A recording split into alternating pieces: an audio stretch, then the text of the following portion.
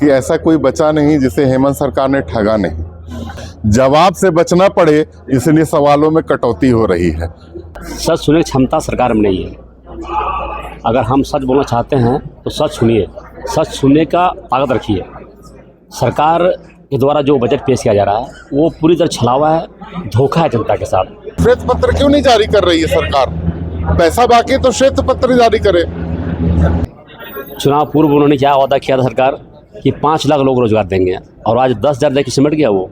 देखेंगे तो किसी भी सरकार के पास इतना क्षमता नहीं है कि जितना पूरा 100% उत्पादन है उसको वो धानादि प्राप्ति कर सके। और यही कारण है कि लोग प्राइवेट में अभी जो आप देखेंगे बिचौलियों को भी बेचने का काम करते हैं। जी भी है, जो भी सरकार का जो हमारा जो रॉयल्टी है, सरकार का जो हमारा राजस्व है वो लूटा जा रहा है।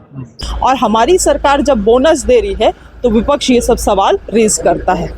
समय नहीं दे रही है, क्या कहना? इस सरकार के बारे में एक कहावत मैं कहना चाहता हूँ, बहुत पुरानी कहावत है कि ऐसा कोई बचा नहीं जिसे हेमंत सरकार ने ठगा नहीं। अब तो कटौती भी कर रही है ये सरकार, सवालों पर भी कटौती कर रही है, क्योंकि जितने सवाल होंगे उतने उनको जवाब देने पड़ जाएंगे। जवाब से बचना पड़े इसलिए सवालों में कटौती हो रही है। अभी मैं आपको बता दूं कि झारखंड में पहली बार ऐसा हो रहा है कि विकास ऊपर से नीचे की ओर हो रहा है। मतलब कि जो इनके चुनावी मैनिफेस्टो में था कि 3200 रुपया प्रति क्विंटल धान की ये खरीदारी करेंगे, अब ये घट करके आ गया है 2450 रुपया, और उस पर भी ये मूर्ख बना रहे। 2300 रुपया तो हमारी केंद्र सरकार ही दे रही है, और ये 150, बाकी बचे 150। तो ये 150 रुपया जो है सब प्रति क्विंटल के हिसाब से ही राज्य सरकार दे रही है। और ये सरकार कहती है कि केंद्रांश हमें नहीं मिल रहा, केंद्रांश तो मिल रहा है। कहे कि हम कुछ इतना नौकरी दे दिए हैं। हेमलाल मुर्मू जी गिना रहे थे कि कभी नहीं इतना 28,000 नौकरी बोल रहे थे। मैं तो ये पूछना चाहता हूँ कि पिछले बार भी 5 साल इनकी सरकार थी, ऐसी कौन सी वैकेंसी निकल गई? जादू हो गया क्या कि ये लोग वैकेंसी नियुक्ति पत्र बांट रहे हैं? ये तो हमारे पूर्व सरकार रघुवर सरकार की ही देन थी, जिसको आज ये लोग गुणगान कर रहे हैं, जिसका ये लोग मतलब अपने पीठ थपथपा रहे हैं जिसके नाम पे। कल फिर आप लोग सदन में सवाल उठाएंगे? जरूर उठाएंगे।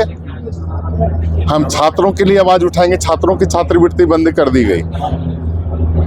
क्यों बंद कर दी गई? आप ही लोग पे आरोप लगा दें, पैसा ही नहीं देते हैं हम पे। मैंने तो कहा, हम लोग तो कह रहे हैं श्वेत पत्र जारी कीजिए ना। श्वेत पत्र क्यों नहीं जारी कर रही है सरकार? पैसा बाकी तो श्वेत पत्र जारी करे। साथ देंगे, श्वेत पत्र जारी करेगी तो हम लोग सहयोग करेंगे, लेकिन श्वेत पत्र जारी नहीं हो रहा है इनका। विपक्ष कह रही कि 2400 से आप लोगों ने 2400 पर ला दिया है, वो भी 2300 केंद्र सरकार दे रही है, 150 रुपया ही आप लोग। देखिए, पहली बात तो विपक्ष भाजपा सरकार, खास करके जो आज के दिन में केंद्र में माई बाप की सरकार है, उनको एमएसपी को लीगलाइज करना चाहिए, और यही मांग पूरे देश भर के किसानों की है।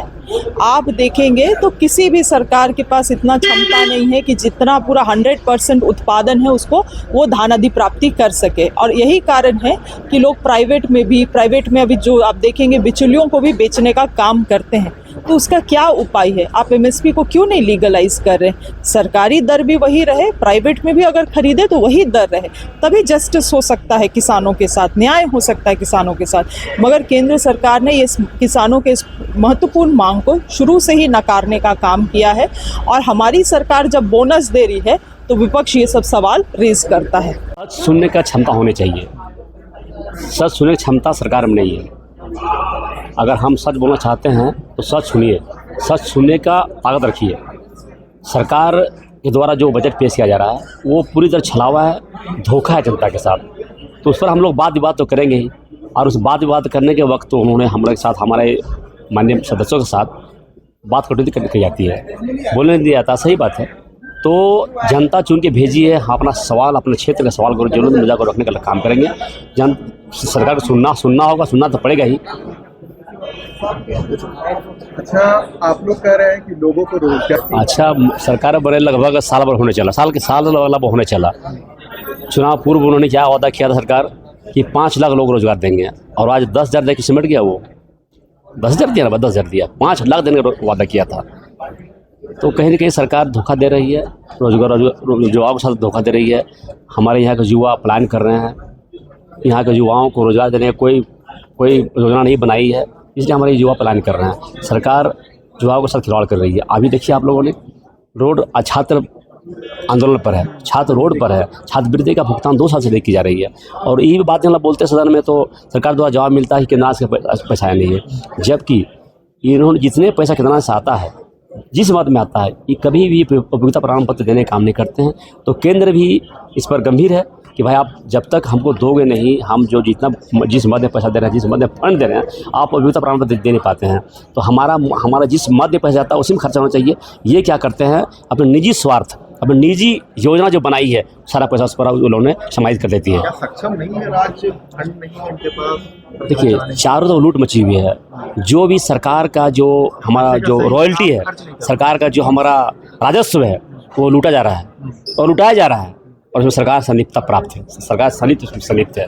तो राजस्व की कमी हो गई, राजस्व को लूटा जा रहा है, राजस्व को नुकसान किया जा रहा है। यहाँ के भूमाफिया द्वारा, कोयला व्यवसाय द्वारा, अवैध मानने के द्वारा, बालू जो लूट हो रहा है, ये सारी तरफ ये राजस्व है।